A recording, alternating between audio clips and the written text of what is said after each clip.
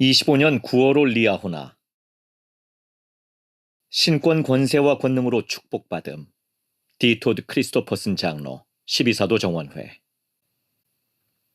우리는 하나님의 거룩한 신권이 그분의 구원 및 승영 사업을 성취하는 데 필수적이며 하나님께선 그 목적을 위해 신권을 지상에 회복하셨고 예수 그리스도 후기성도 교회가 이 신권을 집행하고 있음을 세상에 증거합니다. 신권 권세와 권능의 필요성. 예수 그리스도는 교회의 머리가 되십니다. 교회는 그분이 지상에 계셨던 경륜의 시대와 마찬가지로 이 마지막 복음의 경륜의 시대에도 인류를 구속하는 필수적인 사업을 성취하기 위해 그분께서 창조하신 도구입니다. 그분께서는 교회를 통해 온 세상에 그분의 복음을 선포하실 수 있습니다. 침례와 다른 모든 성약, 그분의 해외왕국으로 가는 성약의 길까지도 마련해 주실 수 있습니다. 가족을 영원히 결속하실 수 있습니다. 구원의 은사를 받지 못하고 죽은 사람들에게도 구원의 은사를 베푸실 수 있습니다. 현세에서 하나님 자녀들에게 필요한 물질적인 사항을 보살피실 수 있습니다. 이 장엄한 목적을 성취하고 구주의 재림을 준비하기 위해 교회는 하나님의 지속적인 인도와 권세와 권능이 필요합니다. 그리스도께서 당신의 신권, 곧 하나님의 아들의 반차를 좇는 성신권을 통해 당신의 지도력과 권능을 부여하시기에 교회는 참되고 살아있는 교회입니다. 그러나 이 거룩한 신권이 없다면 교회는 본질적으로 세속적인 조직이며 세상에서 선을 베풀긴 하지만 하나님의 아들, 딸들이 그분의 면전에서 영생의 기쁨을 누릴 수 있도록 준비시키는 궁극적인 목적을 달성하기엔 무력한 존재일 것입니다. 이 교회에는 이 신권과 신권 사업을 인도하는 열쇠와 더불어 권세와 반차가 있습니다. 교회에서 모든 신권 권세는 신권 열쇠를 지닌 사람의 인도 아래 행사됩니다. 교회에 합당한 남성 회원은 신권을 부여받고 신권 직분에 성임됨으로써 신권 권세를 받습니다. 교회의 모든 회원은 하나님의 사업이 성취되도록 돕기 위해 성별되거나 지명될 때 위임받은 권세를 행사할 수 있습니다. 신권 열쇠를 통해 주님의 우선순위는 항상 그 어떤 것보다 우선시될 것입니다. 그 누구도 그분의 지시와 조화를 이루지 않는 개인적인 의제를 지지할 수 없습니다. 그 누구도 개인적 이득을 구하고 사람을 추종하는 사제술로 성공할 수 없습니다.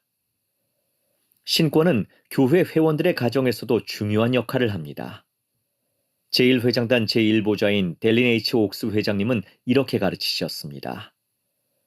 신권 권세가 그 기능을 위한 열쇠를 소유한 사람의 지시하에서만 행사될 수 있다는 것은 교회의 근본 원리입니다. 하지만 가정에선 이 원리가 적용되지 않습니다. 아버지는 신권 열쇠를 지닌 사람의 지시나 승인 없이도 가족 상담이나 가족 모임을 하며 가족이나 다른 사람들에게 신권 축복이나 병 고침의 축복을 주는 등 가정에서 신권을 감리하고 행사합니다. 아버지가 부재하고 어머니가 가장인 경우에도 이와 동일한 원리가 적용됩니다. 이 경우 어머니는 자신의 가정을 감리하며 자신이 성전에서 받은 엔다우먼트와 인봉을 통해 신권의 권능과 축복을 가정에 불러오는 역할을 합니다. 오늘날 신권의 회복. 1829년 5월 15일. 이 마지막 경륜의 시대에 신권 권세의 회복은 반차에 따라 단계적으로 진행됐습니다.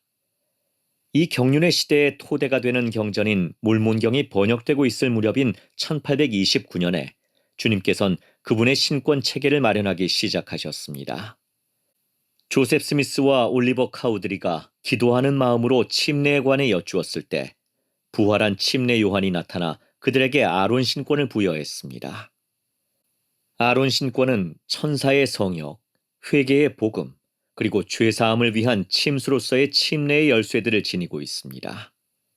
그 권세로 조셉과 올리버는 서로에게 침례를 주었고 이후에 교회가 공식적으로 조직됐을 때 다른 이들에게도 침례를 주었습니다.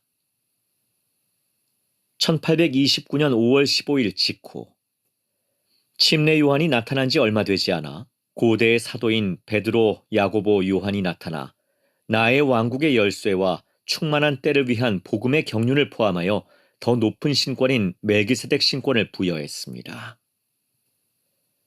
1836년 4월 3일 그 다음 커틀랜드 성전에서 고대의 세 선지자인 모세와 일라이어스, 엘리야가 조셉과 올리버에게 나타나 이스라엘을 모을 열쇠와 주님의 성전과 관련된 사업의 열쇠를 부여하면서 추가적으로 필요했던 신권 권세가 주어졌습니다.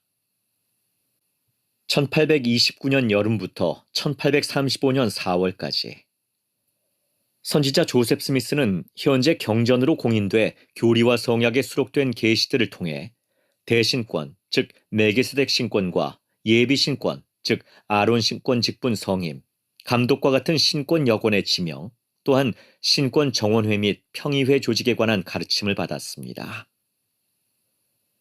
1835년부터 1973년까지 교회의 신권 조직과 기능은 선지자의 지시를 통해 계속적인 인도를 받습니다. 예를 들어 커틀랜드 시절에는 12사도 정원회를 지원하기 위해 70인 정원회가 조직됐습니다. 서부로의 대이동과 함께 교회 회원들이 광범위한 지역으로 흩어진 이후 이 정원회들은 교회의 스테이크에서 그들의 직분을 수행하도록 지명받았습니다. 1973년부터 현재까지 스펜서 W. 킴볼, 에즈라 테프트 벤슨, 고든비 힌클리 회장 재임 시기를 거치면서 70인과 그 정원회는 교회 본부와 각각의 지역에서 12사도 정원회 직속으로 기능을 하기 시작했습니다. 스테이크 차원에서의 정원회는 그 이후에 해체됐습니다. 오늘날 총관리 여건과 지역 70인으로 구성된 12정원회는 교회를 세우며 모든 나라에서 교회의 재반사를 조정하는 일에서 사도들을 지원합니다. 교회가 커짐에 따라 70인 정원회는 추가로 조직될 수 있습니다. 신권, 축복하는 권능. 예수 그리스도께서 회복하신 신권 권세와 권능의 목적은 한마디로 말해 축복하기 위한 것입니다. 이를 통해 교회 회원들은 하나님의 권능을 사용해 교회와 가정, 전 세계 사람들에게 봉사하고 그들을 축복할 수 있게 됩니다. 회원들은 하나님의 왕국이 성장해 온 땅을 가득 채우도록 돕기 위해 자신의 능력을 훨씬 뛰어넘는 신성한 은사와 힘을 사용해서 구주의 구원 및 승영 사업을 성취하는 일에 동참합니다. 주님께서는 이렇게 말씀하셨습니다. 이 대신권은 복음을 베풀며 왕국의 비밀의 열쇠, 곧 하나님에 대한 지식의 열쇠를 지니느니라. 그러므로 그것의 의식으로 경건의 능력이 나타나느니라. 그리고 그것의 의식과 그 신권의 권세 없이는 경건의 능력은 육체에 있는 사람에게 나타나지 아니하느니라. 물론 의식은 신권으로 집행되는 의식들 또는 성찬이며 이를 통해 우리는 하나님과 성약을 맺습니다. 이러한 성약들은 침례를 시작으로 해서 주님의 집에서 받는 성약에 이르기까지 계속됩니다. 이러한 성약을 지킴으로써 우리는 그리스도의 속죄의 은혜로 말미암아 육에 속한 남성과 여성에서 성도로 변화하고 하나님 앞에서 의롭게 되고 성결하게 되어 죄 없고 흠 없게 됩니다. 제1회장단과 12사도 평의회에서 발표한 예수 그리스도의 충만한 복음의 회복, 세상에 전하는 200주년 선언문에 나오는 다음 인용문은 위의 내용을 잘 요약하고 있습니다. 우리는 1830년 4월 6일에 조직된 예수 그리스도 후기 성도 교회가 신약에 기록된 그리스도의 교회가 회복된 것임을 선언한다. 이 교회는 그 머리된 모퉁이 돌이신 예수 그리스도의 완전한 생애와 그분의 무한한 속죄와 그분의 실제적인 부활에 뿌리를 두고 있다. 예수 그리스도께서는 다시 한번 사도들을 부르셨고 그들에게 신권 권세를 주셨다. 주님께서는 우리 모두에게 그분과 그분의 교회로 나아와 성신과 구원의식을 받고 지속되는 기쁨을 얻으라고 권유하고 계신다. 귀중한 분재나무와 소중한 간증. 에스마크 파머 장로 70인 회장단. 저는 일본 도쿄 중심부의 아름다운 정원 공원에서 무언가를 보고 깜짝 놀랐습니다. 공원을 가로지르는 길가에 벽이 있었고 그 벽 위에는 10여 개가 넘는 작은 화분들이 줄로 고정되어 있었는데 각 화분마다 분재가 심기어 있었습니다. 모든 분재는 저마다 독특한 아름다움을 지니고 있었고 나이가 적힌 작은 표지판이 함께 있었습니다. 대부분 100년이 넘는 나무들이었습니다. 390년 된 한 나무는 여전히 열매를 맺고 있었습니다. 또 다른 분재는 두 줄기가 서로 얽혀 있었는데 한쪽은 죽고 다른 한쪽은 살아 있었습니다. 놀랍게도 590년이나 된 나무였습니다. 저는 사람들이 얼마나 큰 자부심과 기쁨으로 각각의 분재나무를 처음부터 키우고 가지치기를 했을지 상상해 보았습니다. 훗날 그 나무들은 분명히 가보가 되었을 것입니다. 저는 연로한 부모가 자녀들에게 가족의 분재나무를 정성껏 가꾸고 해를 입지 않도록 안전하게 지키며 후세를 위해 보존하라는 책임을 맡기는 모습을 떠올려 보았습니다. 도쿄에 있는 이 축소판 나무들은 끔찍한 전쟁과 평화로운 시기, 거센 폭풍과 잔잔한 날씨를 모두 겪으며 지금까지 살아남았습니다. 이 분재들은 헌신과 전통, 애정어린 보살핌을 보여주는 특별한 증거물입니다. 귀한 선물. 저는 이 분재들을 보고 난 이후로 예수 그리스도 후기 성도교회에서 여러 세대를 이어온 가족들이 어떻게 회복된 복음에 대한 소중한 간증을 얻은 한 명의 개척자에서 시작됐는지에 관해 생각해 보게 되었습니다. 새로운 교회 회원의 간증은 그들이 마음속에 하나님의 말씀을 위한 자리를 내주거나 그 말씀을 마음에 심고 가꿀 때 시작됩니다. 간증이 자람에 따라 그 회원의 행동은 전과는 다른 삶의 방식에 맞추어 모양이 잡히고 다듬어집니다.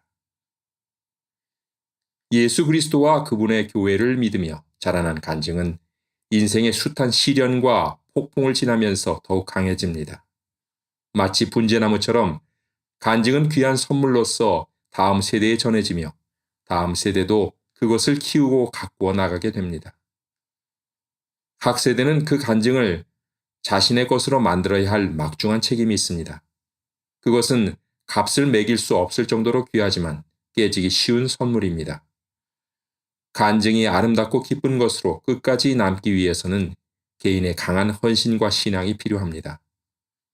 우리는 리아이가 꿈에서 본 나무가 얼마나 큰지 알지 못합니다. 그러나 그 나무가 몹시도 아름다웠으며 리아이가 그 열매를 가족들과 함께 먹기를 간절히 바랬다는 것을 압니다. 리아이 가족은 여러 세대에 걸쳐 이어지는 가족의 본보기가 되었습니다. 때로는 의로운 전통을 계승하는 데 성공했지만 때로는 안타깝게도 역경과 불순종, 시련 앞에서 간증이 시들어 죽는 모습을 보이기도 했습니다. 우리는 가족 중 첫 번째 후기 성도로서 성스러운 성약을 맺고 지키면서 어린 간증을 키워내는 사람들을 보며 기쁨을 느낍니다. 그리고 하나님에 대한 사랑을 후대에 물려줄 개척자 성도들에게 감사를 전합니다. 구주를 삶의 최우선에 두면서 일요일 모임과 성전 봉사를 우선시하고 세미나리, 종교교육원, 청소년 대회 및 청년 성인대회 참석을 중요하게 생각하는 부모와 교사, 청소년, 청년 성인들은 어린 간증이 자라날 영적인 토양과 자양분을 제공하고 있습니다. 도쿄에서 보았던 분재나무처럼 예수 그리스도와 그분의 회복된 복음에 대한 우리의 간증은 사랑하는 이들에게 축복이 될 값진 재산입니다. 우리가 그것을 정성껏 보살피고 소중히 여기고 대대로 물려줄 때 그 간증은 우리의 유산이 될 수 있습니다. 성약의 여성. 그리스도를 내 삶의 주인으로 초대하면서 배운 교훈. 카미렌 존슨, 본부 상호부조회 회장. 2016년에 남편 더그와 저는 페루 아레키파에서 선교부 지도자로 3년간 봉사하라는 부름을 받았습니다. 근 30년 동안 결혼 생활을 하며 세 아들을 낳고 키우고 사랑하고 변호사로 일하고 교회 부름에 봉사하며 늘어난 가족들의 필요사항을 돌보던 시기였습니다. 우리는 첫 손자가 태어난 직후 그곳으로 떠났습니다. 2019년에 귀환했을 때는 손녀가 둘이 되었습니다. 큰아들 둘은 결혼을 한 상태였고 막내 아들은 사랑하는 사람과의 결혼을 앞두고 있었습니다. 저는 다시 변호사로 일하기 시작했습니다. 제가 가장 좋아하는 부름은 엄마와 할머니 역할이었습니다. 그러다 본부 초등회 회장으로 봉사하라는 부름이 왔습니다. 제가 계획했던 안락한 삶은 가족과 함께 시간을 보내고 재정적 안정을 위해 10년을 더 변호사로 일하며 와드와 성전에서 봉사하는 것이었습니다. 만약 제가 이 안락한 삶을 고수했다면 어땠을까요? 그랬다면 손주들과 더 많은 시간을 보냈을 것이고 재정적인 안정도 어느 정도 보장받았을 것입니다. 하지만 자신의 한계를 시험하고 자기 성찰을 하고 신앙을 키울 수 있는 경험은 놓쳤을 것입니다. 힘든 길이었을까요? 네. 그만한 가치가 있었을까요? 물론입니다. 저는 구주께서 우리의 잠재력을 온전히 아시기에 전혀 상상도 못한 곳으로 우리를 인도하실 것이라는 간증을 전합니다.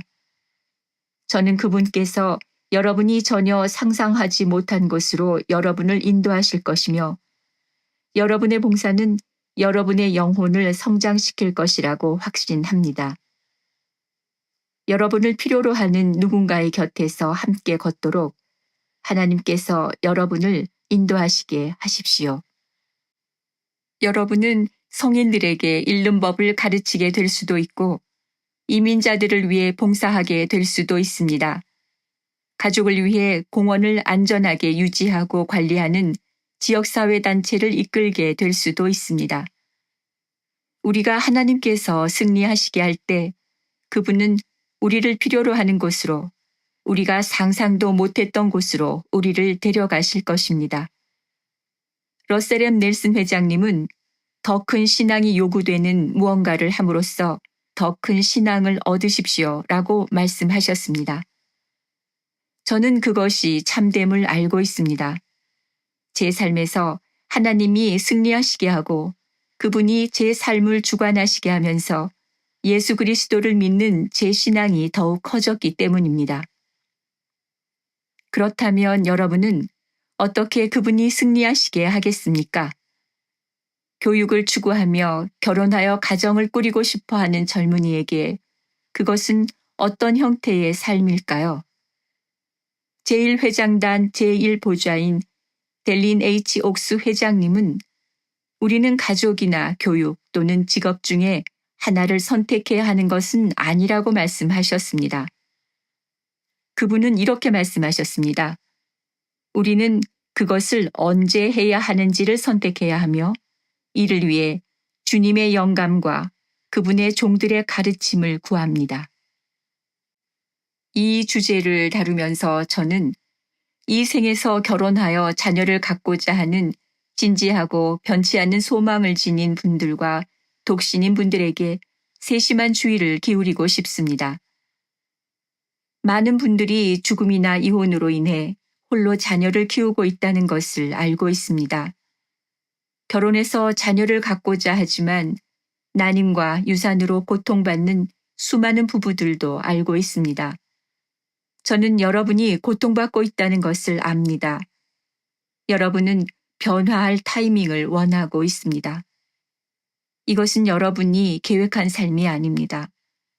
여러분의 고통에 제 마음이 아픕니다. 삶의 이야기는 저마다 다릅니다. 저는 학사학위와 법학학위를 취득했습니다. 법 공부를 하던 중에 결혼도 했습니다. 저는 변호사 시험에 합격한 그 해에 첫 아들을 낳았습니다.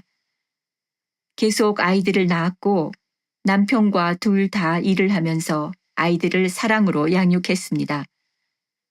정신없이 바쁘게 살았습니다. 우리는 지쳤고 종종 피곤했습니다. 저는 남편을 지지했고 남편도 저를 지지해 주었습니다. 예나 지금이나 가족은 우리의 최우선순위입니다. 남편과 저는 이러한 선택들과 그 시기에 대해 영감을 구했습니다. 우리는 그러한 것들을 해야 한다는 영감을 받았습니다. 우리는 하나님께서 승리하시게 하려고 애썼습니다. 재정적으로나 직업적인 관점에서 볼 때 제 경력이 자리 잡을 때까지 아이 갖는 것을 미루는 편이 합리적이었을 것입니다. 하지만 주님께서 우리의 삶을 주관하시게 하면서 우리는 때로 세상이 이해할 수 없는 일을 하게 됩니다. 저는 임신과 출산부터 육아, 카풀, 아이들의 야구단 활동, 교회 부름, 배우자를 지원하고 제 경력을 쌓는 일까지 모두 해내기 위해 열심히 노력했습니다. 그것은 무엇과도 바꾸지 않을 힘겹지만 즐거운 여정이었습니다. 하나님께서 승리하시게 하고 싶었기 때문에 우리는 이 여정에 확신이 있었습니다. 오해는 하지 마시기 바랍니다. 모두가 저처럼 해야 한다고 말씀드리는 것은 아닙니다. 우리의 삶의 이야기는 저마다 다릅니다. 제가 아는 것이 그것뿐이기에 제 얘기를 들려드리는 것입니다. 그러나 우리에게는 한 가지 공통점이 있습니다. 그것은 바로 하나님께서 승리하시게 하겠다는 동기입니다. 제게 어머니가 되는 일은 최우선순위였습니다. 그것은 제게 궁극적인 기쁨을 줍니다.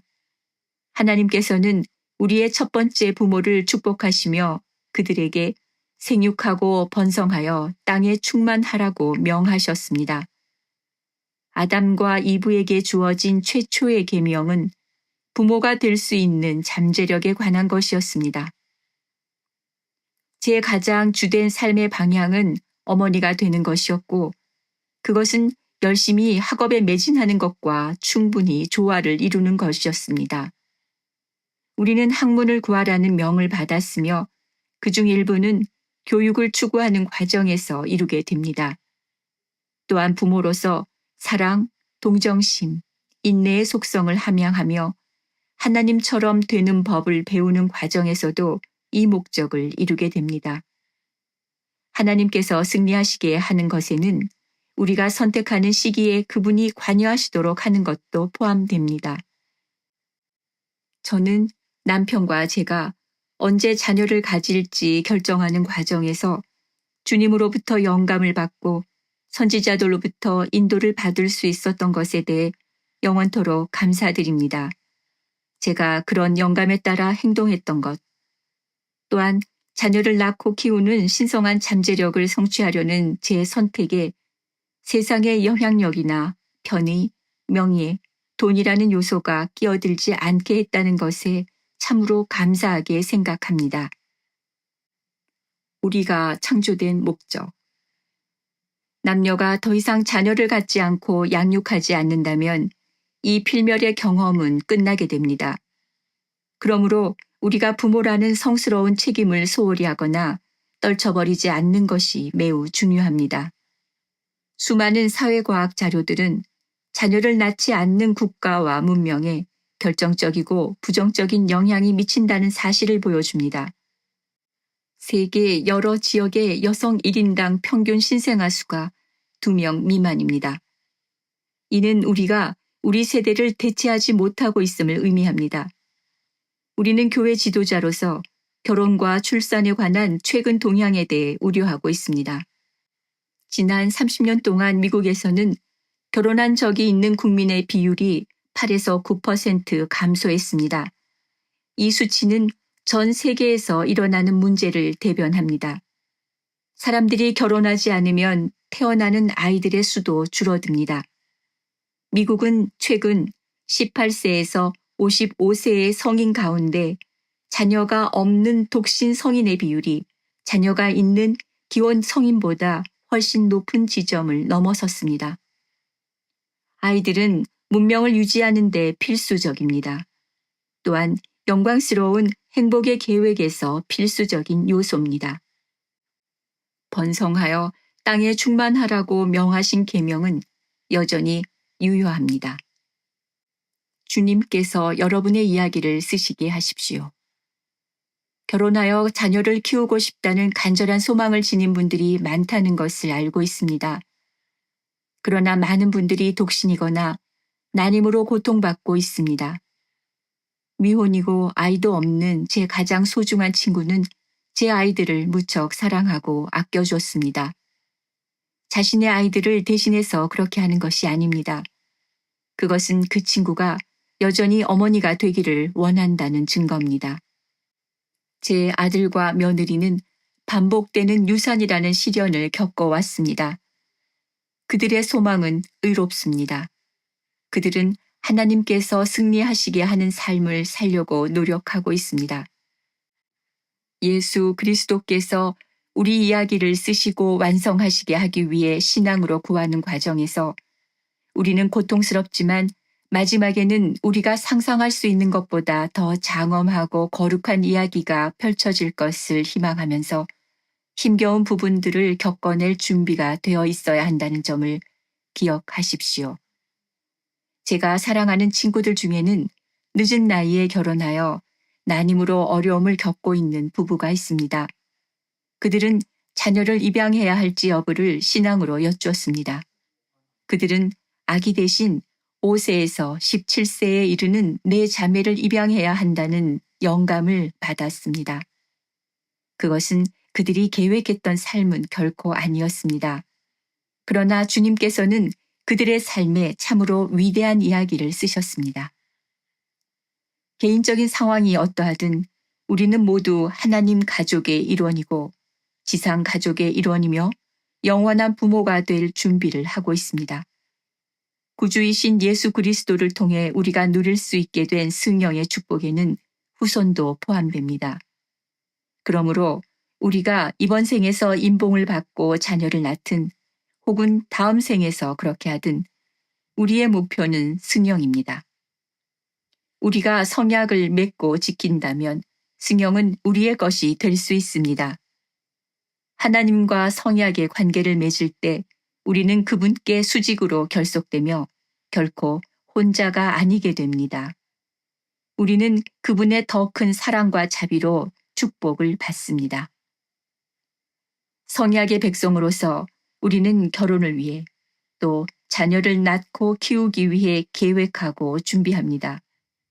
이 얼마나 성스럽고 거룩한 부름입니까? 우리는 하나님과 그분의 자녀들을 향한 사랑을 보이기 위해 사랑하고 이끌고 성역을 행하고 부모가 됩니다. 그분이 우리 삶에서 승리하시기를 바라기 때문입니다. 지금 우리가 살고 있는 이 시대는 예수 그리스도 후기 성도 교회 안에서 성약을 맺을 수 있는 영광스러운 시대입니다. 행복의 계획에서 우리가 맡은 역할과 목적, 책임을 이해하는 것은 고귀하고 위안이 되며 기쁨을 주는 일입니다. 살아계신 선지자께서 앞으로 일어날 일에 대비해 우리를 준비시키고 계심을 알기에 저는 불확실성 속에서도 평안을 얻고 낙관적인 마음을 갖게 됩니다. 저는 하나님과 맺은 성약 관계를 통해 확신을 얻습니다. 저는 예수 그리스도 안에서 성약에 대한 확신을 얻습니다. 저는 그분이 살아계시며 그분이 우리 각자를 위해 기꺼이 당신의 생명을 바치시고 속죄를 하심으로써 우리를 향한 사랑을 보이셨다는 사실을 간증드립니다. 가족, 세상에 전하는 선언문. 예수 그리스도 후기 성도 교회의 제1회장단 및 12사도 평의회. 우리 예수 그리스도 후기 성도 교회의 제1회장단과 12사도 평의회는 남녀 간의 결혼은 하나님이 제정하여 주신 것이며 가족은 창조주께서 그의 자녀들의 영원한 운명을 위하여 마련하신 계획의 중심이라는 것을 엄숙하게 선언한다. 모든 인간, 즉 남자와 여자는 하나님의 형상대로 창조되었다. 사람은 모두 하늘 부모의 사랑하는 영의 아들과 딸이며 따라서 각각 신성한 품성과 운명을 지니고 있다. 남녀의 성별은 각 개인의 전세와 현세와 영원에 걸친 정체성과 목적을 결정하는 본질적인 특성이다. 전세에서 영의 아들과 딸들은 하나님을 그들의 영원하신 아버지로 알고 경배하였으며 그의 계획을 받아들였다. 그 계획에 의하여 그의 자녀들은 육신을 얻고 지상 생활의 경험을 통하여 완전을 향해 발전하여 궁극적으로 영생의 상속자로서 자신의 신성한 운명을 실현할 수 있게 되었다. 하나님의 행복의 계획은 가족 관계를 무덤 너머까지 계속되게 한다. 거룩한 성전에서 행해지는 신성한 의식과 성약은 개개인을 하나님의 면전으로 돌아갈 수 있게 하며 가족을 영원히 하나로 결속시켜준다. 하나님께서 아담과 이브에게 주셨던 최초의 계명은 그들이 남편과 아내로서 부모가 될 수 있는 잠재력에 관한 것이었다. 우리는 하나님께서 자녀들에게 번성하여 땅에 충만하라고 명하신 계명이 여전히 유효함을 선언한다. 더 나아가서 우리는 하나님께서 출산의 신성한 능력은 남편과 아내로서 합법적으로 결혼한 남자와 여자 사이에서만 사용되어야 한다고 명하셨음을 선언한다. 우리는 필멸의 생명을 창조하는 방법을 하나님께서 정하여 주셨음을 선언한다. 우리는 생명이 성스러운 것이며 하나님의 영원한 계획에서 그 사실이 중요하다는 것을 분명히 밝힌다. 남편과 아내는 배우자와 자녀들을 사랑하고 돌봐야 할 엄숙한 책임을 지니고 있다. 자식들은 여호와의 기업이다. 부모는 자녀를 사랑과 의로움으로 양육하고 그들에게 물질적으로나 영적으로 필요한 사항을 충족시켜주며 그들이 서로 사랑하고 봉사하며 하나님의 계명을 지키고 어디서 살든지 법률을 준수하는 시민이 되도록 가르쳐야 할 거룩한 의무를 지니고 있다. 남편과 아내, 곧 어머니와 아버지는 이 의무의 이행에 대해 하나님 앞에 책임을 지게 될 것이다. 가족은 하나님께서 제정하여 주신 것이다. 남녀 간의 결혼은 그의 영원한 계획에서 반드시 필요한 요소이다. 자녀들은 결혼의 테두리 안에서 태어나 결혼 서약을 온전히 충실하게 지키는 부모에게 양육받을 권리가 있다.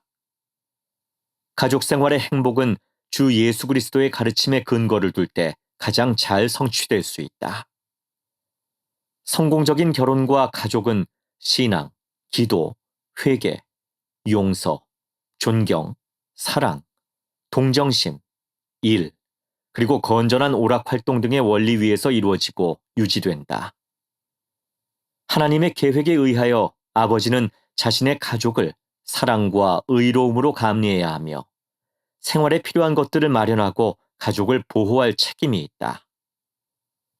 어머니의 주된 책임은 자녀를 양육하는 것이다.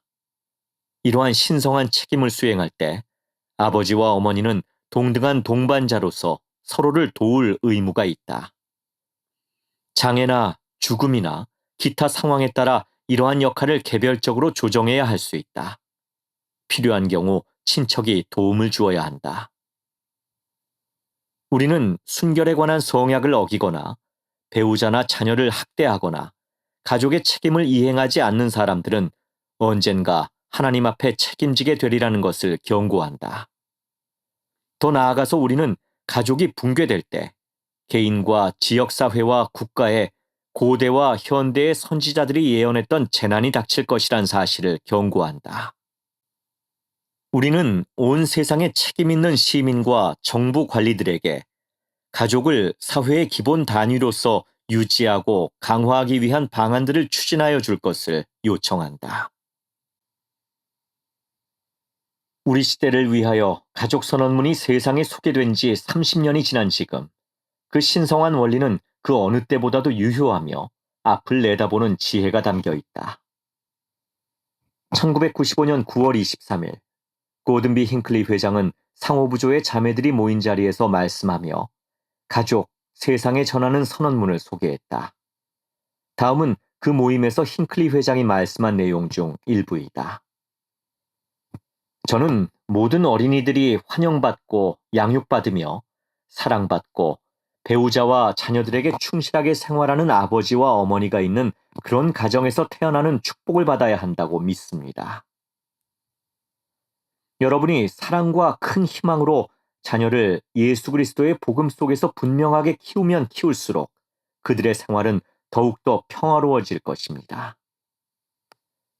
우리는 진리라고 주장하는 많은 궤변들에 대해 표준과 가치에 관한 많은 속임수에 대해 서서히 세상을 오염시키는 많은 유혹에 대해 경고해야겠다고 생각해 왔으며 미리 경고합니다. 이러한 것을 추진하기 위해 우리 제1회장단과 12사도 평의회는 이 교회의 선지자, 선견자, 계시자들이 역사를 통해 계속 반복해서 말씀해왔던 가족에 관한 표준과 교리와 관습을 선언하고 재확인하기 위해 이제 교회와 세상에 한 선언문을 발표합니다. 우리는 모든 사람들이 이 선언문을 신중하고 주의 깊게 기도하는 마음으로 읽어주시기를 권고합니다. 어느 나라라도 그 힘의 근원은 가정의 울타리 안에 있습니다. 우리는 전 세계의 모든 우리 교회 회원들이 이 전통적인 가치관에 따라 가족을 강화할 것을 촉구합니다. 신성한 계획에 따라 가족에 대한 사도들의 가르침. 주님께서는 가족을 교회와 사회의 기본 단위로 정하셨다. 가족은 남편과 아내와 자녀로 구성될 수도 있고, 독신, 한부모와 자녀 또는 자녀가 없는 남편과 아내로 구성될 수도 있다. 그리고 때로 가족에 다른 친척이 포함되기도 한다. 결혼 여부나 개인적인 상황과 관계없이 우리 각자는 하나님의 가족에 속해 있고 지상 가족의 일원이며 영원한 부모가 될 준비를 하고 있다. 수천 년 동안 선지자와 사도들은 가족의 신성함을 선포하며 가족이 지켜지고 보호되지 않을 경우 개인과 국가와 세상에 닥칠 재난을 경고해왔다. 다음은 가족에 관해 그리고 가족, 세상에 전하는 선언문의 중요성에 관해 선지자와 사도들이 전한 영감 어린 말씀이다.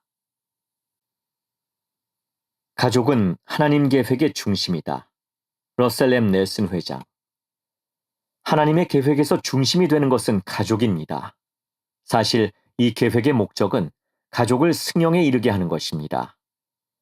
지구가 창조된 것은 전세에서 하늘아버지의 영의 자녀였던 우리가 지상에 와서 육신을 얻도록 하기 위함입니다. 우리는 시험받기 위해 이곳에 왔습니다. 우리는 자유로이 자유와 영생을 택하거나 사로잡힘과 죽음을 택하기 위해 이곳에 왔습니다. 무엇보다도 우리는 사랑에 빠지고 결혼하며 우리 가정에 자녀를 초대할 수 있습니다. 가족 선언문은 영원한 교리의 기초를 두고 있다. 델린 H. 옥스 회장. 하늘아버지께서 당신의 자녀들을 위해 세우신 사랑의 계획을 완전히 이해하지 못하는 사람들은 이 가족 선언문을 변경될 수 있는 정책 발표문에 불과하다고 여길지도 모릅니다. 이와 대조적으로 우리는 변경할 수 없는 교리에 기초한 가족 선언문이 가족관계를 정의해주며 바로 그러한 가족관계에서 우리의 영원한 진보의 가장 중요한 부분이 이루어진다고 확신합니다. 우리는 필멸의 삶에서 가족 생활을 함으로써 영원을 위해 준비된다. 헨리 B. 아이어링 회장. 가족 단위는 사회와 교회의 기초가 될 뿐만 아니라 영생을 향한 우리 소망의 기초도 됩니다. 우리는 작은 단위인 가족 내에서 실천하는 것들을 교회와 우리가 살고 있는 사회로 확장하게 되며 그런 후 그것들은 성약과 충실함으로 영원히 결속되는 가정에서 실천하는 것이 될 것입니다. 육체적인 애정 행위는 결혼을 위해 예비된 것이다. 제프리 R. 홀런드 회장. 인간의 애정 행위는 부부를 위해 예비된 것입니다. 왜냐하면 그것은 완전한 결합의 궁극적인 상징, 곧 하나님께서 제정하시고 규정 지으신 완전한 상태이며 결합이기 때문입니다.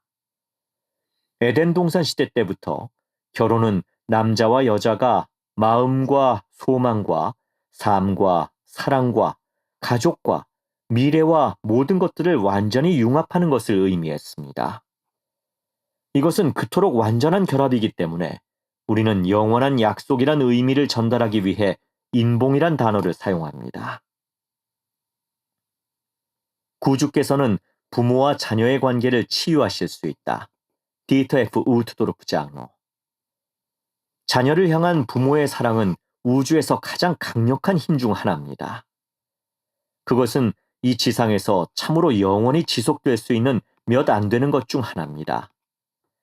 아마 여러분은 자녀와의 관계가 이상적이지 않다고 느낄 수도 있습니다. 바로 거기에 구주의 권능이 임합니다. 그분은 병자를 고치고 관계를 치유하실 수 있습니다.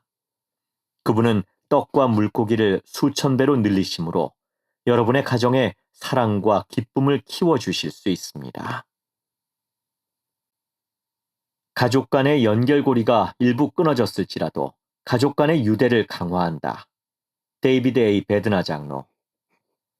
가정에서 이혼의 아픔을 경험했거나 신뢰를 저버리는 행동을 한 사람들 때문에 고통을 받았다면 부디 청년 성인 여러분이 새로운 출발점이 될 수 있음을 기억하시기 바랍니다. 세대 간의 사슬에서 고리 하나가 끊어졌을지라도 다른 의로운 고리들과 나머지 사슬은 영원토록 중요합니다. 여러분은 그 사슬을 더 단단히 할 수 있으며 어쩌면 끊어진 고리가 회복되도록 도울 수도 있습니다. 그 일은 하나씩 이루어질 것입니다. 여성의 역할과 남성의 역할은 동등한 가치를 지닌다. 쿠엔틴 L. 쿡 장로. 가족 세상에 전하는 선언문에 명시된 것처럼 여자와 남자는 각각 다른 역할을 수행하지만 그들의 청지기 직분은 그 가치와 중요성에서 동등합니다. 부부는 가족을 위한 계시를 받을 동등한 권능을 지니고 있습니다. 부부가 사랑과 의로움으로 함께 일할 때 하늘이 그들이 내리는 결정을 축복합니다. 부모는 자녀가 그리스도 안에서 소망하도록 인도해야 한다. 디 토드 크리스토퍼슨 장로. 하나님께서는 남녀가 결혼해 자녀를 낳도록 정하셨고 그리하여 우리가 그분의 협력자가 돼 필멸의 시험에서 열쇠가 되는 육신, 즉 그분과 함께할 영원한 영광을 얻는 데 필수적 요소인 육신을 창조하도록 하셨습니다. 또한 하나님께서는 부모가 가족을 이루고 빛과 진리 안에서 자녀를 양육해 그리스도 안에서 소망하도록 인도하게끔 정하셨습니다. 가족 선언문의 원리는 훌륭하게 연결돼 있다. 닐 L. 앤더슨 장로.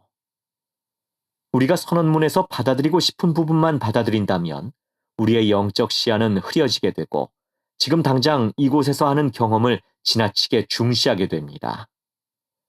신앙의 눈을 갖고 기도하는 마음으로 선언문을 숙고한다면 아름답게 연결된 그 원리들이 어떻게 서로를 뒷받침해주고 또 하나님의 자녀들을 위한 그분의 계획을 드러내주는지를 더 잘 이해하게 됩니다. 코로나 때문에 태버네클 합창단에 대한 꿈이 좌절될 뻔했다. 2024년 가을 로라 에차리 에르모소는 유럽 중앙 지역의 지역 조직 고문으로 부름받고 얼마 지나지 않아 스페인 팜플로나에 있는 자신의 집에서 8,047km 이상 떨어진 거리를 이동해야 했다. 템플스퀘어 태버네클 합창단의 개건으로 노래하기 위해서였다. 하지만 로라는 미국 유타주 솔트레이크시티에서 지낸 지 겨우 사흘 만에 코로나19 양성 판정을 받고 자가 격리에 들어갔다. 다가오는 연차 대회를 위해 합창단에서 노래할 기회는 요원해 보였다. 호텔방에서 외로움과 고립감을 느낀 그녀는 무릎을 꿇고 기도했다. 그녀는 치유되길 바랐고 노래할 수 있길 갈망했다. 그녀는 신앙을 잃지 않았다. 1년 전 불임 치료가 실패로 끝나고 어머니마저 알츠하이머병을 앓게 되며 힘든 시기를 보내던 애찰이 자매는 예전처럼 노래하고 싶은 마음이 생기지 않았다. 음악은 언제나 그녀의 삶에서 중요한 부분이었기 때문에 그것은 힘든 일이었다. 어렸을 때부터 노래를 부르는 것은 매우 중요한 일이었어요. 라고 그녀는 말했다. 기도를 하는 동안 더 많은 사람과 함께 노래를 불러야 한다는 생각이 들었다. 일주일 후 그녀는 교회 여건으로부터 연락을 받고 접견을 하게 되었다. 그분은 교회에서 음악 프로젝트를 시작하고 있으며 노래할 사람들을 찾고 있다고 말씀하셨어요. 라고 애찰이 자매는 말했다. 그는 구체적인 목적을 말하진 않았다. 하지만 두 번째 접견 후 그 여건은 교회가 태버네클 합창단의 국제 참여자 프로그램에 따라 연차대회에서 노래할 객원 단원들을 모집한다고 밝혔다. 눈물이 나기 시작했어요. 어떻게 될지 몰랐거든요. 하지만 주님이 곁에 계시고 그분이 저를 알고 계신다는 것을 느꼈어요. 전혀 예상하지 못한 일이었죠. 라고 그녀는 말했다. 연차대회로 가는 길. 그 접견은 예비 접견에 불과했고 다른 사람들과의 두 번째 접견이 이어졌다. 애찰이 자매는 자신의 노래를 녹음하고 몇 개의 녹음본도 제출해야 했다. 그런 후 그녀는 최종적으로 태버네클 합창단의 부지휘자인 라이언 머피와 화상 인터뷰를 가졌다. 엄청 긴장됐어요. 라고 그녀는 말했다. 마침내 그녀는 세계 전역에서 온 13명의 사람들과 함께 연차대회에서 노래하도록 선정되었고 2024년 9월에 미국행 비행기에 탑승했다. 도착 후 그녀는 코로나19 진단을 받았고 그때부터 격리가 시작되었다. 집에서 멀리 떨어진 곳에 홀로 고립된 그녀는 심오한 교훈을 얻었다. 바로 가장 외로운 순간에 구주께서 위안을 주신다는 것이다. 그녀는 이렇게 말했다. 전 제가 노래를 못할 거라고 생각했어요. 몹시 낙담했지만 제겐 신앙이 있었어요. 그렇지만 기분은 좋지 않았어요. 이제 저의 주요 목표 중 하나는 외로움을 느낄 수 있는 사람들을 찾아 그들을 위로하려고 노력하는 것이에요. 8일간의 격리 기간이 끝난 후 그녀는 건강과 목소리를 회복하여 합창단과 함께 연습했다. 그리고 2024년 10월 연차대회에서 수백 명의 합창단원들과 함께 컨퍼런스 센터 연단에 서서 노래를 불렀다. 그녀는 이렇게 말했다. 하나님은 살아계십니다. 그분은 우리 각자를 알고 계십니다. 음악은 치유이고 치유력이 있어요. 우리는 음악으로 삶을 채워야 합니다. 그건 매우 중요해요. 주님께서는 제게 내 삶을 음악으로 채우라 라고 말씀하시는 것 같아요. 성전의식은 결속하고 연결하고 임봉한다. 에이미 해리스. 패시 킹 듀젯은 미시시피강의 차가운 물속으로 걸어 들어갔다. 그런 후 58세 미망인이자 커네티컷 출신의 개종자였던 그녀는 삼촌들과 시어머니, 남편의 의붓아버지를 위해 침례를 받았다. 선지자 조셉 스미스는 1840년 8월에 죽은 자를 위한 침례의 교리를 성도들에게 가르쳤다. 나부 성전이 아직 완공되지 않았기 때문에 그들은 들뜬 마음으로 강에서 침례를 집행했다. 여성은 남성을 위해, 남성은 여성을 위해 침례를 받았다. 그러나 얼마 지나지 않아 주님께서는 조셉 스미스에게 죽은 조상을 위한 침례는 헌납된 성전에서만 행해져야 한다는 계시를 주셨다. 그리고 1845년에 브리검령은 여성은 여성을 위해, 남성은 남성을 위해 침례를 받아야 한다고 발표했다. 패시의 남편인 필리몬 듀젯은 6년 전에 세상을 떠났다. 그녀는 용감하게 차가운 물속으로 들어가 자신의 친척뿐만 아니라 돌아가신 남편의 친척들을 위해서도 침례를 받았다. 여기엔 필리몬의 의붓아버지인 제시피스를 위한 침례도 포함돼 있었다. 제시 피스는 베시가 어렸을 때인 50년 전에 사망했다. 그녀는 제시를 만나본 적은 없을지 모르지만 그에 대해 알고 있었던 듯하다. 조셉의 이름과 그리고 조셉과 남편 필리몬 및 시어머니 마사윈과의 관계를 알고 있었을 것이다. 베시는 제시의 이름은 물론 그와 자신의 남편 필리몬 및 시어머니 마사윈과의 관계도 알고 있었던 것 같다. 베시는 죽은 자를 위한 침례에 관한 계시가 주어진 직후에 제시의 대리인으로 침례를 받았다.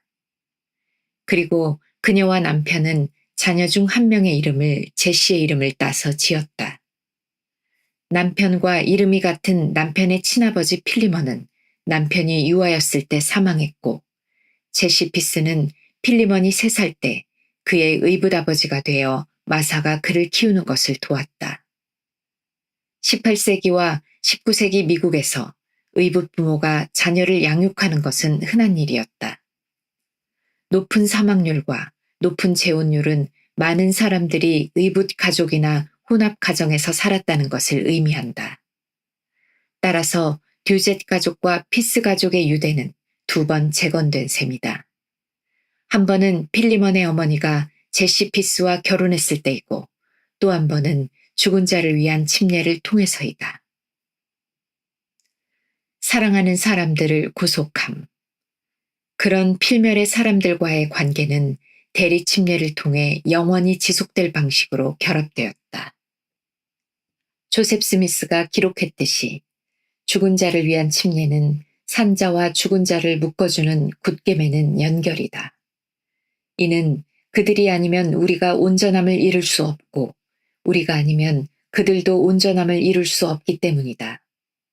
조셉 스미스는 이 굳게 매는 연결이 없다면 땅은 저주로 치심을 받아 목적 없이 창조된 황폐한 땅이 될 것이라고 가르쳤다. 이 준엄한 선언과 동시에 조셉 스미스는 하나님의 모든 자녀를 영원히 결속시키는 권능에 관한 영광스러운 계시도 받았다. 죽은 가족을 위한 대리의식의 중요성 외에도 조셉은 대리의식이 다음과 같이 살아있는 사람들에게도 유익이 된다고 강조했다. 그리고 이제 나의 지극히 사랑하는 형제와 자매여, 나는 너희에게 단언하거니와 이러한 것들은 우리의 구원에 관련된 것으로서 결코 가벼이 지나쳐버릴 수 없는 죽은 자와 산 자에 관한 원리들이니라. 조셉 스미스에게 이 계시들은 지극히 개인적인 것이었다. 1823년에 큰형 엘빈이 세상을 떠나자 조셉은 상실감에 젖었다. 1836년에 받은 계시에서 조셉은 하나님의 해왕국과 그 영광과 심히 아름다운 문과 그 왕국의 아름다운 거리에 대한 시연을 봤다. 해왕국에 관한 이 장엄한 시연의 한가운데에서 그는 형 엘빈을 포함하여 자신이 알고 사랑했던 가족들도 봤다. 그는 침례를 받은 적이 없는 엘빈이 하나님의 해왕국의 상속자라는 사실을 기이히 여겼다. 창세 전 살아있는 사람과 그들이 사랑하는 사망한 사람들과의 연결은 인간 구원의 장엄한 규모를 보여준다. 하나님께서는 복음에 대한 지식 없이 죽은 사람들을 이미 알고 계시며 그들이 지상에 오기 전에 구속받을 길이 마련됐기 때문이다. 참으로 죽은 자를 위한 침례는 창세 이전부터 우리의 구원을 위해 제정됐다. 죽은 자를 위한 침례를 받는 것에 관한 계시에 이어 임봉의식에 관한 후속 계시가 주어졌다. 자녀를 부모에게 임봉하는 것은 지상에 살았던 모든 사람에게 연결고리를 제공하는 궁극의 의식이 됐다. 12사도 정원의 데일지 렐런드 장로는 2018년 4월 연차대회 말씀에서 이러한 임봉의 연결고리가 지닌 권능을 다음과 같이 묘사했다. 하나님께서는 개인과 가족이 비극과 상실, 고난을 겪더라도 무한한 능력으로 그들을 임봉하고 치유해 주십니다. 예수 그리스도께서는 그분의 속죄 희생을 통해 죽은 자와 산 자 모두에게 이러한 축복을 주십니다. 패시 킹 듀젯이 대리의식에 대한 믿음으로 의붓 시아버지를 위해 미시시피 강으로 걸어 들어갔던 것처럼 우리 모두는 영원히 연결되고 임봉되고 묶이고 굳게 매일 수 있다. 11조와 관련하여 약속된 축복은 어디에 있는 걸까? 알리사 브래드포드, 교회 잡지. 말라기는 우리가 하나님께 11조를 드리면 그분께서 하늘 문을 열고 쌓을 곳이 없도록 복을 부어 주실 것이라고 예언했다.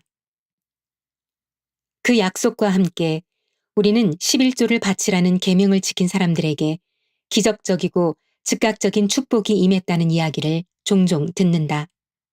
그런데 현세적으로 절실히 필요한 시기에 이와 같은 축복을 받지 못한다면 어떨까?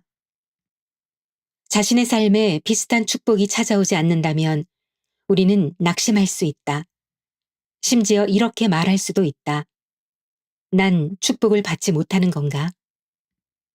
12사도 정원회의 닐 L. 앤더슨 장로는 우리에게 다음과 같이 일깨워준다. 하늘의 문들은 다양한 방식으로 열립니다. 그러한 방식에는 현세적인 것도 있지만 영적인 것이 많고 너무 미묘해서 간과하기 쉬운 것도 있습니다. 주님의 시간표를 믿으십시오. 축복은 언제나 옵니다. 12사도 정원회의 데이비드 A. 베드나 장로의 다음 가르침도 우리가 받는 축복이 우리가 미처 생각하지 못한 다양한 방식으로 올 수 있다는 것을 깨닫는데 도움이 될 수 있다. 이 계명, 즉 11조의 법에 순종할 때 얻게 되는 여러 다양한 축복에는 중대하면서도 감지하기 어려운 것들도 있습니다. 그런 축복은 영적으로 민감하고 주의를 기울일 때에만 분별할 수 있습니다. 온전한 11조를 바칠 때 오는 중대하지만 감지하기 어려운 축복들을 찾아보고 인식하는 것은 하나님께서 우리를 알고 계시고 우리를 축복하고 계신다는 것을 이해하는데 도움이 된다. 중대하지만 감지하기 어려운 축복들. 하나님의 뜻과 우리의 뜻이 항상 같은 것은 아니다. 그렇기에 하나님의 축복은 때로 우리가 원하거나 기대하는 방식으로 오지는 않을 수도 있다. 예를 들어 베드나 장로는 11조를 바칠 때 오는 예상치 못한 축복의 예를 몇 가지 제시했다. 때로 우리는 성공을 간구할 것이며 그럴 때 하나님은 우리를 육체적으로 또 정신적으로 강하게 해주십니다. 번영을 간구할 때 우리는 더 넓은 시각과 더 큰 인내심을 받게 되며 더 큰 성장을 간구할 때는 관대함의 은사를 축복받습니다. 합당한 목표를 이루고자 노력할 때 하나님은 신념과 확신을 주십니다. 육체적, 정신적, 영적인 고통에서 벗어나게 해달라고 간구할 때 그분께서는 우리가 더 굳은 결의와 의지를 품게 해주십니다. 베드나 장로는 또한 다음과 같이 말했다. 하늘 문을 통해 주어지는 축복은 누군가나 어떤 것 때문에 우리의 환경이 바뀌는 것보다는 스스로 행동하고 환경을 변화시키는 우리의 능력이 향상되는 것으로 올 수 있습니다. 그 예로 2013년 3월호 리아오나 왜 아직도 11조를 내고 있습니까? 라는 기사에서 아르헨티나에 사는 한 부부가 그들의 삶에서 이를 어떻게 느꼈는지 알아본다. 하나님이 정하신 때. 우리는 또한 축복이 하나님이 정하신 때에 그분의 방식대로 온다는 것을 신뢰할 수 있다. 70인 정원회의 마이클 존 유태 장로는 이렇게 말했다. 11조의 법에 순종할 때 우리는 주님께 기한을 정해드려서는 안 됩니다. 어떤 사람들은 물질적인 축복이 자신이 예상하는 특정 시점에 올 것이라고 기대하는 경향을 보입니다. 대부분의 사람들이 이런 식으로 하나님의 약속에 대한 확신을 잃게 됩니다. 처음에는 충실하다가도 기대가 충족되지 않으면 얼마 지나지 않아 순종하기를 그만둡니다. 우리는 모든 일이 우리가 아닌 주님의 뜻과 시간표에 따라 이루어진다는 것을 인정해야 합니다. 하나님의 시간표가 우리 것과는 다르다는 것을 이해하면 당장 기적이 일어나지 않는다고 해서 축복을 받지 못했다는 의미는 아님을 더 잘 인식할 수 있다. 하나님의 지혜. 제1회장단 제1보좌인 델린 H. 옥스 회장은 이렇게 가르쳤다. 누군가는 인생이란 우리가 다른 계획을 세우는 동안 우리에게 일어나는 일이라고 말했습니다. 우리가 어찌할 수 없는 일들 때문에 우리는 삶에서 원하는 모든 것을 계획하고 이뤄낼 수 없기도 합니다. 우리가 계획하지 않은 많은 중요한 일들이 우리 삶에서 일어나며 그 모든 일들이 환영할 만한 것은 아닙니다. 11조의 법에 순종하는 사람일지라도 세상살이를 하다 보면 실직, 예기치 않은 응급 상황, 잘못된 재정관리, 임금체불로 인해 재정적인 어려움을 겪을 수 있다. 하나님께서 주관하신다는 것을 안다면 11조를 통해 오는 중대하지만 감지하기 어려운 축복들을 찾을 때 신앙과 인내심이 커질 것이다.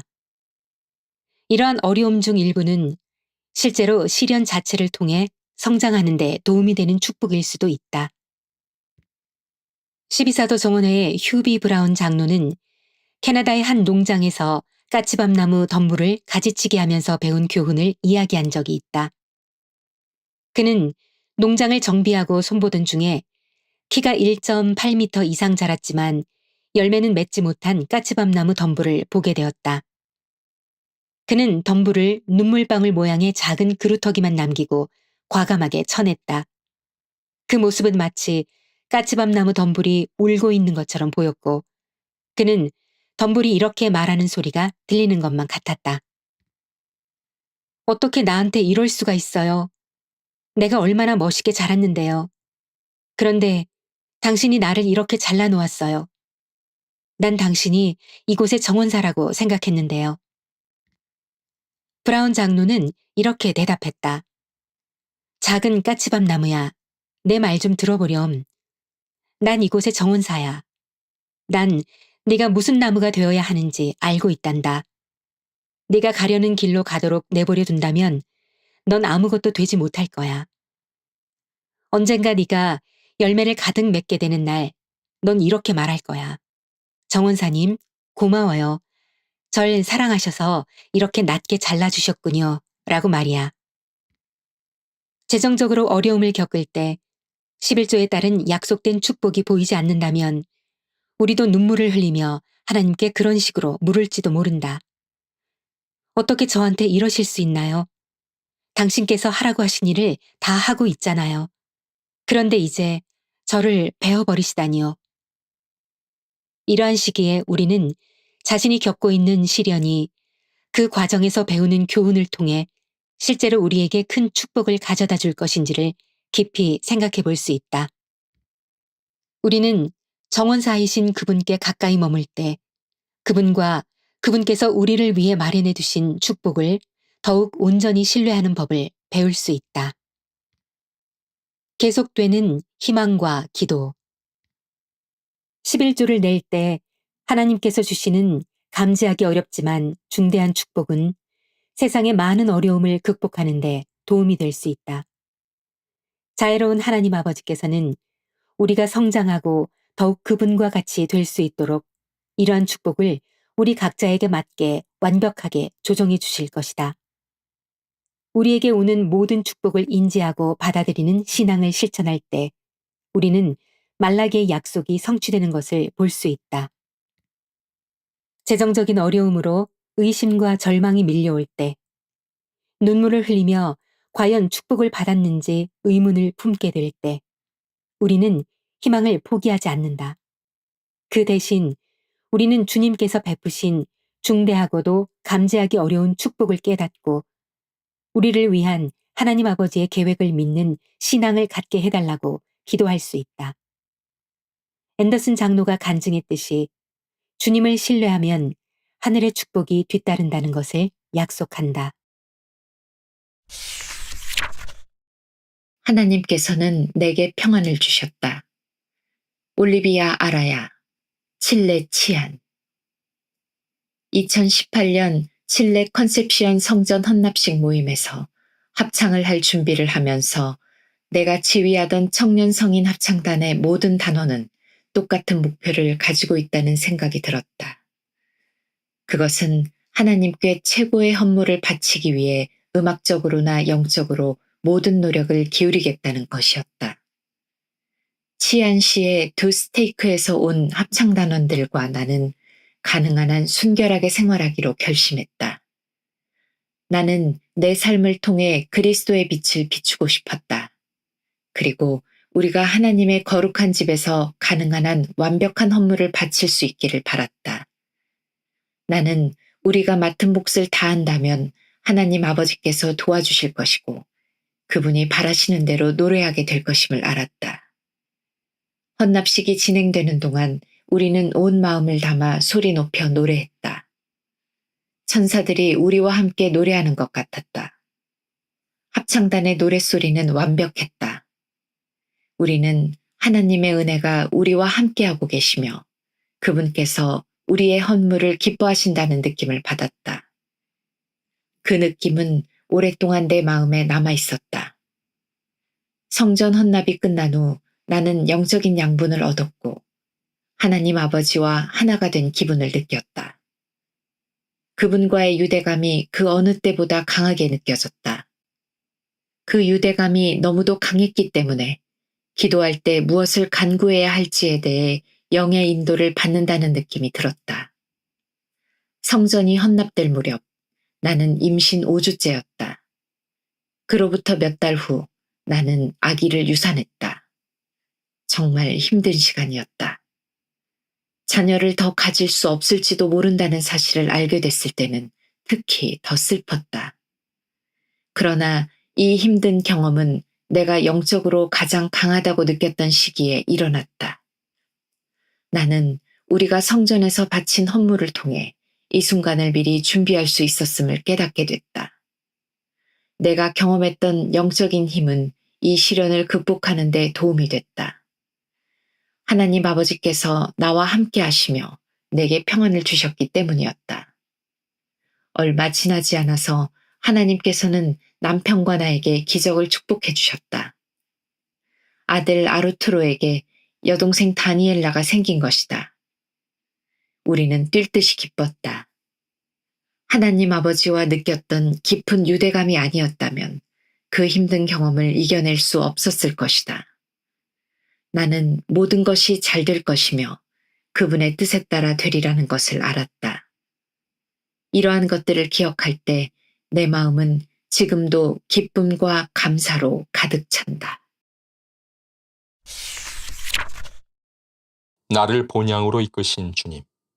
마르셀로 말도나도, 볼리비아 코차밤바.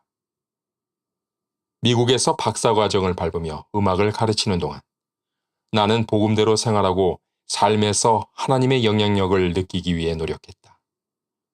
집에서 멀리 떨어져 있었고 때로는 외로웠지만 나는 그분의 사랑을 느꼈고 나의 결정을 인도해 주시는 그분의 음성을 느꼈다. 어느 날 고국인 볼리비아로 돌아가야 한다는 느낌이 들었다. 다시 고국으로 돌아가는 것은 결코 가벼운 결정이 아니었다. 매사가 잘 풀리고 있었다. 하지만 기도를 드렸을 때 무언가 중요한 일이 나를 기다리고 있으니 돌아가야 한다는 느낌이 강하게 들었다. 고국으로 돌아온 후 볼리비아의 한 명문 대학교에 음악 학사 과정이 개설되었고 나는 그곳에서 교수직을 구했다. 얼마 지나지 않아 나는 고향 와디에서 전에는 본 적이 없는 한 젊은 여성을 만나게 되었다. 그녀의 부모님은 내가 여러 해 전에 미국으로 떠날 준비를 하고 있을 때 교회로 개종하셨다. 우리는 데이트를 시작했고 결혼했으며 그 일은 내 인생의 큰 축복이 되었다. 2년 전 할머니께서 암 진단을 받으셨다. 나는 할머니와 무척 친했다. 내가 어렸을 때 할머니는 이렇게 말씀하시곤 했다. 네가 항상 내 곁에 있을 거고 나를 돌봐줄 거란 걸 알아. 집으로 돌아온 덕분에 할머니가 나를 필요로 하실 때 곁에 있어드렸고 마지막 몇 달 동안 매일 할머니와 함께 시간을 보낼 수 있었다. 할머니는 살아생전 교회에 들어오시지는 않았지만 리아오나 잡지와 몰몬경, 연차대회를 무척 좋아하셨다. 할머니는 난 이것을 다 믿는단다 라고 말씀하시곤 했다. 훗날 나는 부모님과 함께 볼리비아 코차밤바 성전에서 할머니가 젊은 나이에 세상을 떠나신 할아버지에게 임봉되는 의식에 참석할 수 있었다. 할머니는 평생 재혼하지 않으셨다. 나는 그분들이 다시 만나 행복해하며 그곳에 우리와 함께 계시다고 느껴졌다. 부모님이 임봉실에서 두 분의 대리인으로 서 있는 모습은 정말 아름다웠다. 우리는 삶이 어떻게 전개될지 모르지만 주님께서는 우리가 어디에 있어야 하는지 알고 계신다. 또한 그분께서는 우리를 축복하는 방법도 알고 계시며 우리가 그분을 대신하여 다른 사람들을 축복하도록 인도하실 것이다. 나는 우리가 그분의 지혜와 인도를 신뢰한다면 삶에서 혼자 힘으로 할 수 있는 것보다 더 많은 일을 성취하도록 그분께서 도와주실 수 있음을 안다. 저는 엄마처럼 되고 싶어요. 제리앤 힐가이스트, 미국 유타주. 어린 세 자녀를 돌보느라 길고 고된 하루를 보낸 후 나는 어서 샤워를 하고 잠자리에 들고 싶다는 생각밖에 없었다. 나는 심호흡을 한번 하고 쉬려고 방에 들어갔다. 그때 5살 된 딸아이가 들어와 남편과 내가 매달 아이들과 해오던 개인 면담이 있는데 오늘이 자기 차례라고 상기시켜 주었다. 우리는 그 시간에 아이들에게 가장 좋아하는 것에 대해 질문하고 유치원이나 교회에서는 무엇을 좋아하는지 물어보곤 했다. 그런 다음 그들이 하나님의 자녀이며 우리가 그들을 무척 사랑한다는 것을 상기시켜 주었다. 나는 서로 대화할 수 있는 이 시간을 좋아했지만 그때는 육체적으로나 정신적으로 그럴 에너지가 없었다. 나는 딸에게 내일 저녁에 면담을 하자고 했다. 그러나 문득 이 대화 시간이 딸에게 얼마나 중요한지 깨달았다. 나는 지친 듯 말했다. 좋아. 아빠를 오시라고 하자. 우리 셋은 침대에 앉아 이야기를 시작했다. 그리고 남편이 잠시 자리를 비운 사이 딸에게 물었다. 너는 커서 뭐가 되고 싶니? 그 순간 전혀 예상치 못한 대답이 들려왔다. 엄마처럼 되고 싶어요. 순간 눈물이 차올랐고 벅찬 감동이 밀려왔다. 나를 바라보는 딸의 시선에 감동을 받았지만 내가 부족하다는 두려움에서 오는 엄청난 불안감이 나를 엄습했다.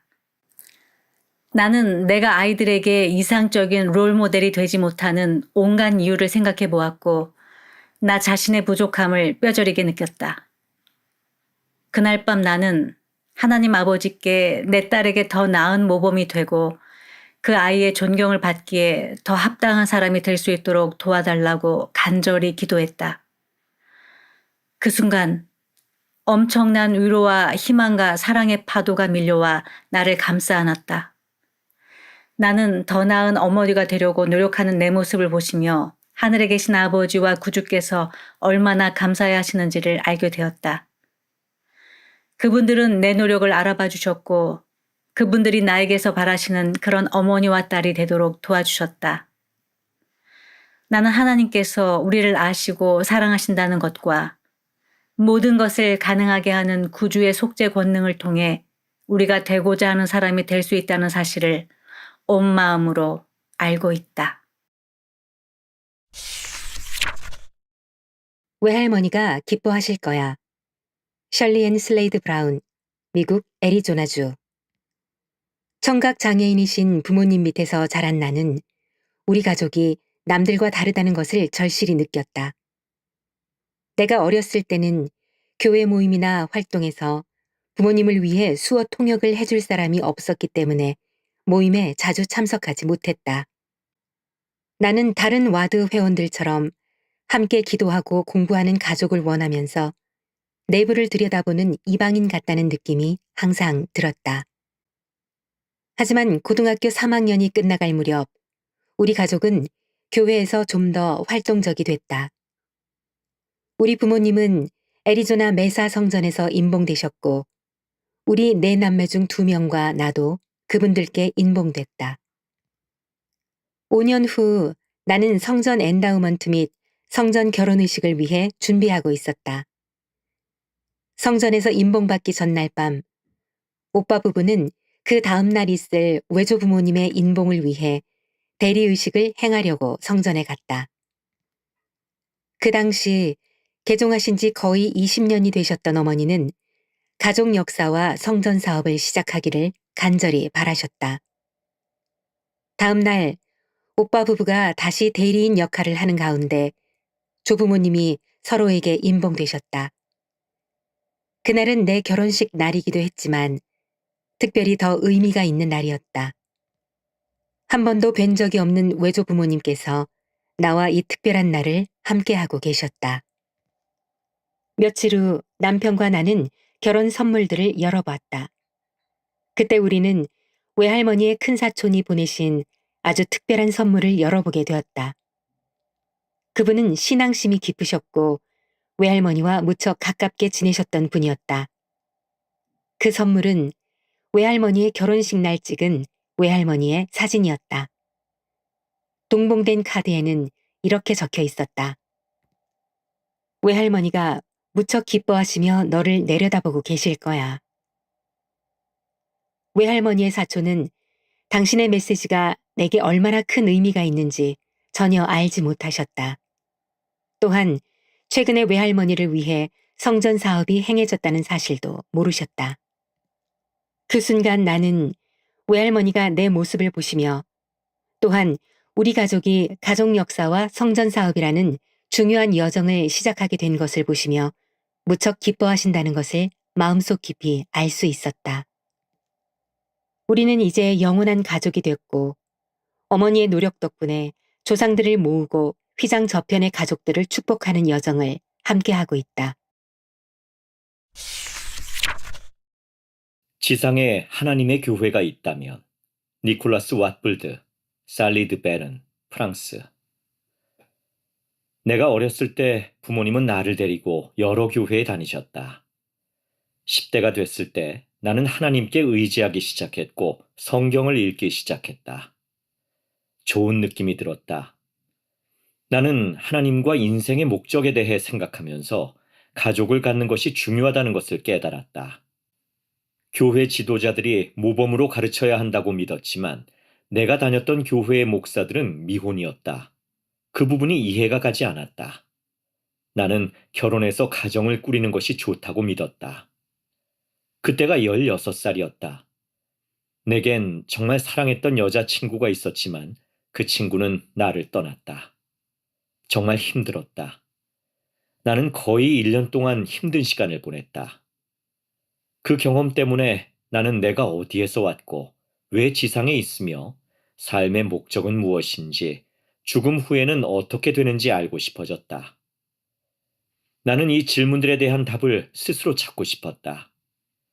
하지만 이 질문들에 대해 오랫동안 생각하다가 다시 하나님께 의지하게 됐고 생명을 창조하신 주께서 나보다 삶에 대해 더 잘 아실 테니 그분에게서 답을 찾아야겠다는 생각이 들었다. 나는 성경을 읽다가 예수님께서 12사도를 부르셨다는 것을 알게 됐다. 이런 생각이 들었다. 만약 오늘날 지상에 하나님의 교회가 있다면 사도들이 있어야 할 텐데.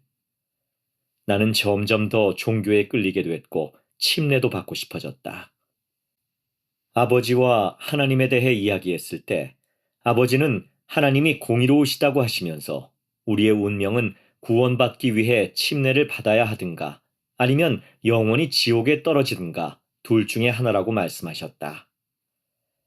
나는 사랑이 많으신 하나님 아버지께서 당신의 자녀들이 침례를 받지 않았다는 이유만으로 영원히 지옥으로 보내버리신다는 말을 믿고 싶지 않았다.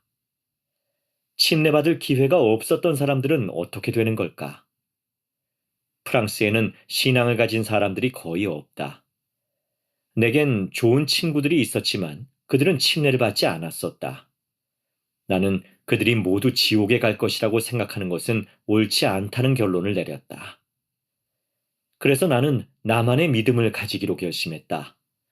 나는 완전한 사랑을 지니고 당신의 자녀들을 구원하기 위해 권능 안에서 모든 일을 하실 하나님을 믿었다. 만약 그분의 자녀들이 그분의 영광을 받기를 원하지 않는다면 그것은 그들에게 달린 문제이다. 하지만 하나님께서는 그들에게 기회를 주실 것이다. 개종으로 가는 우회로. 어느 날 우리 동네에서 봉사하던 두 전임 선교사가 우회로로 집으로 가야 한다는 느낌을 받았다. 그들은 집으로 가는 길에 내 어머니를 만났다. 어머니는 그들을 멈춰 세우고는 그들이 나와 만날 수 있도록 약속을 잡으셨다. 나는 그리 달갑지 않았다. 그들과 별로 이야기하고 싶지 않았다. 나는 그들이 당신은 우리의 말을 들으셔야 합니다. 우리가 지금부터 하는 말을 믿으셔야 합니다. 라고 말할 줄 알았다. 선교사들이 도착했을 때 나는 이렇게 말했다. 시간 낭비하지 마세요. 나는 나만의 믿음이 있어요. 당신들이 좋은 일을 하고 있지만 나는 가족이 매우 중요하다고 믿습니다. 교회 지도자들이 결혼을 해야 한다고 믿고요. 교회에 12사도가 있어야 한다고 믿습니다. 또한 하나님께서 그분의 자녀들을 최대한 많이 구원하실 것이라고 믿습니다. 그리고 나는 흡연과 음주가 옳지 않다고 생각합니다. 나는 그들의 가르침이 내 믿음과 일치한다는 것을 알고 깜짝 놀랐다. 선교사들은 내게 몰몬경을 건네며 그 책에 대해 기도해 보라고 말했다. 나는 몰몬경을 읽을 때 영을 느꼈고 선교사들과 함께 있을 때도 영을 느꼈다. 하지만 어쩌면 내가 이런 긍정적인 감정을 만들어내고 있을지도 모른다는 생각이 들었다. 나는 기도를 드렸고 꿈에서 응답을 받았다. 꿈에서 나는 성경책을 폈다. 성경에는 여러 성서의 제목이 표시된 색인이 있었다. 마지막 색인엔 몰몬이라고 적혀 있었다. 나는 이 경험을 통해 성경과 몰몬경이 같은 복음을 담고 있다는 것을 이해하게 됐다. 몰몬경을 읽고 공부하면서 또 여러 경험들을 하게 됐고 내 간증은 더욱 강해졌다. 선교사들이 나에게 침례를 권유했을 때 나는 기쁘게 받아들였다. 나는 여자친구가 떠난 지 정확히 1년 후에 침례를 받았다. 침례는 내 인생에 큰 변화를 가져왔다. 교회에 들어오면서 친구 몇 명을 잃었지만 다니던 지부에서 새로운 친구들을 만났다. 복음은 나에게 많은 빛과 행복을 가져다 주었다. 내 마음은 영과 기쁨으로 가득 찼다. 이런 생각이 들었다. 내가 겪었던 모든 고난이 나를 여기로 데려왔구나. 하나님은 나를 축복해 주셨다. 나는 훌륭한 여인을 만났고 착한 세 딸을 얻었다. 두 딸은 선교사로 봉사하면서 내가 오래전에 알게 된 것을 다른 사람들도 이해하도록 도왔다. 가족은 창조주께서 그의 자녀들의 영원한 운명을 위해 마련하신 계획의 중심이고 회개하는 죽은 자는 하나님의 집의 의식에 순종함으로써 구속함을 받으며 주님께서는 그분의 교회를 인도하기 위해 우리 시대의 사도와 선지자들을 부르신다. 정신 건강의 균형을 유지하는 가운데 예수 그리스도의 복음 안에서 기쁨을 찾는 것은 때로 불가능하게 여겨질 수 있다. 제어하기 어려운 힘은 우리가 성신의 영향력을 느끼는데 방해가 될 수 있으며 어쩌면 우리가 왜 계속 노력을 하는지 의문을 품게 할 수도 있다. 주님께서는 우리의 진심 어린 간구에 대한 답을 모두 알려주지는 않으시지만 선지자와 사도, 그 밖의 교회 지도자들을 통해 인도와 권고, 위안, 희망을 주신다. 다음은 청년 성인들이 자주 묻는 질문에 답하는 데 도움이 될 수 있는 영감 어린 말씀이다. 이런 질문들로 마음이 괴롭다면 다른 어떤 것에서도 찾을 수 없는 평안과 희망을 예수 그리스도의 복음에서 얻을 수 있다는 것을 기억한다. 영을 느낌. 정신건강 문제는 죄의 결과인가요? 정신질환은 나약함의 결과도 죄의 결과도 아님을 이해하는 것이 중요합니다. 우리는 함께 힘을 합쳐 고립과 오명의 구름을 뚫고 나아가 수치라는 짐을 들어올리고 치유의 기적이 일어나게 할 수 있습니다. 옳은 일을 하는데도 왜 호전되지 않을까요? 자신이 모든 것을 해결할 수 있다고 생각하지 마시고 할 수 있는 것만 하십시오. 무언가를 해내면 아무리 작은 것이더라도 감사히 여기고 인내하십시오. 구주는 경전 여러 곳에서 가만히 있어라, 잠잠하라, 또는 기다리라고 명하셨습니다. 뭔가를 참을성 있게 기다리는 것은 필멸의 세상에서 받게 되는 교육의 한 부분입니다. 정신 건강 문제로 인해 기도에 대한 응답을 인식하기 어려울 때 응답을 받고 있는지 어떻게 알 수 있나요? 생활 속에서 마주치는 수많은 불확실함과 어려움 속에서 하나님은 우리에게 최선을 다하고 스스로 행하고 행함을 받지 않으며 그분을 신뢰하라고 명하십니다. 소망하고 기도하며 앞으로 나아가는 동안에도 종종 우리가 하나님의 뜻에 따라 행하고 있는 것인지 완전하게 확신하지 못할 수도 있습니다. 그러나 우리가 맺은 성약과 계명을 지킬 때, 선한 일을 행하고 더 나은 사람이 되기 위해 꾸준히 노력할 때 우리는 하나님께서 우리의 발걸음을 인도하신다는 확신으로 걸어나갈 수 있습니다. 우울증으로 인해 기쁨을 느끼기가 매우 어려울 때 어떻게 복음 안에서 기쁨을 느낄 수 있을까요? 여러분이 하나님의 영원한 계획을 더 깊이 이해하기 위해 그분의 말씀을 상고하고 그분의 길을 걸으려 노력할 때 슬픔 중에도 모든 지각에 뛰어난 하나님의 평강을 느끼게 되실 것입니다. 여러분의 마음속에 견줄 곳 없는 하나님의 사랑이 더욱 풍족히 차오름을 느끼실 것입니다. 해이왕국의 여명이 여러분에게 드리운 시련의 그림자를 꿰뚫을 것이고 보이지 않으나 완벽한 천상세계의 형언할 수 없는 영광과 경이로움을 맛보게 되실 것입니다. 여러분의 영이 이 세상의 무게를 벗어버리는 것을 느끼실 것입니다. 예수 그리스도의 권능을 의지함.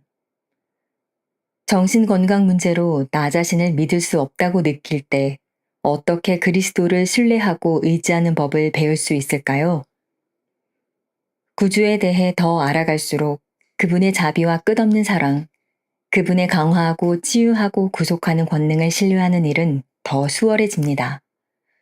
설사 여러분이 신뢰하는 세상 모든 것, 세상 모든 사람이 여러분을 저버릴지라도 예수 그리스도와 그분의 교회는 절대 여러분을 저버리지 않을 것입니다. 그리스도는 제가 느끼는 감정을 정말로 아시나요? 아무리 세심한 마음과 선한 의도를 지녔더라도 여러분이 느끼는 감정을 정확히 알거나 또 치유에 도움이 되는 정확한 말을 해줄 수 있는 가족 구성원이나 친구, 신권 지도자가 없을 수도 있습니다. 그렇지만 여러분이 경험하는 것을 완전히 이해하고 온 세상 사람 누구보다 더 강하고 여러분이 구하거나 생각하는 모든 것에 더 넘치도록 능히 하실 리가 계시다는 사실을 알아주십시오. 하나님의 사랑을 느낌. 저에게 정신건강 문제가 있는데도 하나님은 여전히 저를 사랑하시나요? 여러분의 마음을 짓누르는 낙담과 어둠의 목소리가 메아리치고 있을지도 모릅니다. 그것들은 여러분이 너무 상처 입고 혼란스러워서, 너무 약하고 보잘것없어서, 너무 달라서 또는 방황하고 있어서 하나님의 사랑을 받을 자격이 없다는 메시지를 전하고 있을지도 모릅니다.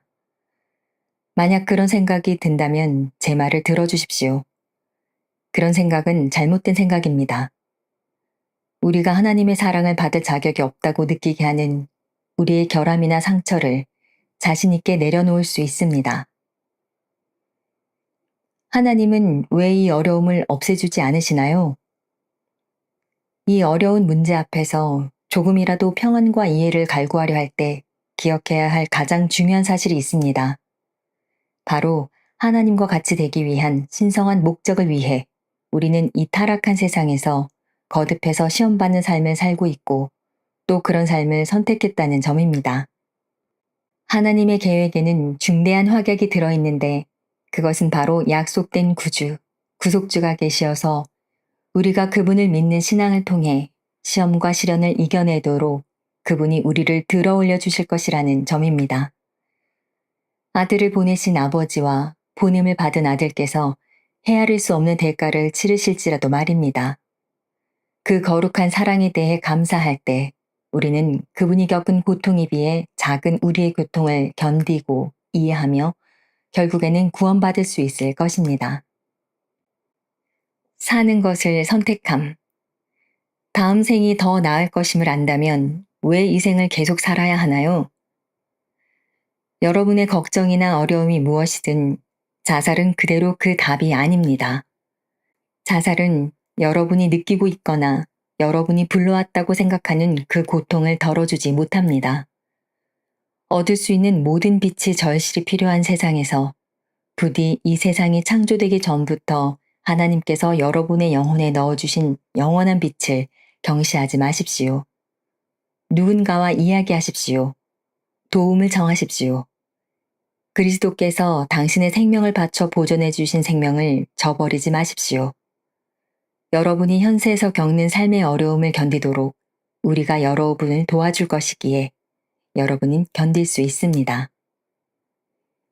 형제자매 여러분, 정신적으로나 정서적으로, 신체적으로 어떤 어려움을 겪든 간에 삶을 끝내는 행위로 생명의 소중함의 반대표를 던지지 마십시오. 하나님을 신뢰하십시오. 그분의 사랑에 매달리십시오. 언젠가는 여명의 발가와 필멸의 어둠이 달아나 버리게 될 것임을 명심합시다. 사랑하는 사람들을 도움. 정신건강 문제를 겪고 있는 사랑하는 사람을 어떻게 도와줄 수 있을까요? 정신질환에 대해 배워나갈 때 우리는 자기 자신과 어려움을 겪을 다른 이들을 돕도록 준비됩니다. 마음을 연 솔직한 토론은 이 중요한 주제가 응당 받아야 할 만큼의 관심을 받는데 도움이 될 것입니다. 결국 정보를 먼저 알아야만 영감과 계시가 뒤따릅니다. 대부분 눈에 잘 띄지 않는 이런 문제는 누구에게나 영향을 미칠 수 있으며 그것이 자기 일이 되면 극복은 불가능해 보입니다. 가장 먼저 배워야 할 것은 우리가 결코 혼자가 아니라는 것입니다. 복음 자료실 앱의 삶을 위한 도움에서 정신건강 주제를 공부하십시오. 배움은 더 큰 이해와 포용력, 연민과 사랑으로 우리를 이끌 것입니다. 그리고 비극이 줄어들고 건전한 기대치와 건강한 상호작용을 키우고 관리하는 데 도움이 될 수 있습니다. 사랑하는 사람 중 한 명이 정신건강 문제로 자살했습니다. 그는 어떻게 될까요? 자살은 죄이며 자살을 범하는 사람은 영원히 지옥으로 추방된다는 오랜 종교적 관념이 있습니다. 그건 전적으로 그릇된 관념입니다. 저는 대부분의 경우 이들 개인이 영웅적인 삶을 살았으며 자살은 그들의 영혼을 규정짓는 특성이 아닐 것이라고 믿습니다. 앞으로 나아가며 위를 바라봄. 하나님께서 주시는 응답들 중에는 우리가 바라던 것과는 다른 것들도 있고 이 생에서 오지 않을 응답도 있다. 많은 사람이 정신건강 문제와 싸우는 이유를 지금은 다 알 수 없지만 언젠가는 모든 것을 완전히 이해하게 되리라는 약속에서 용기를 얻을 수 있다. 우리의 노력은 때로 아무리 헛된 것처럼 느껴질지라도 모두 가치 있는 일이 될 것이다. 12사도 정언회의 디터 F 우트도르프 장로는 이렇게 가르쳤다. 신앙은 축복이 희망한 대로 주어지지 않는 때에도 지속되기에 아름다운 것입니다. 우리가 미래를 볼 수 없고 모든 답을 알 수는 없지만 예수 그리스도를 신뢰하면서 계속해서 앞을 향해 또 위를 향해 나아갈 수 있습니다. 그분은 우리의 구주이자 구속주이시기 때문입니다. 여러분과 여러분이 사랑하는 사람들이 복잡한 정신건강 문제를 헤쳐나갈 때 삶에서 일어나는 모든 불공평한 일들은 예수 그리스도로 말미암아 바로잡히게 될 것임을 기억한다. 계속 앞으로 나아가고 위로 나아간다. 그분이 여러분 곁에 계시다면 여러분은 항상 희망을 품고 인내할 수 있다.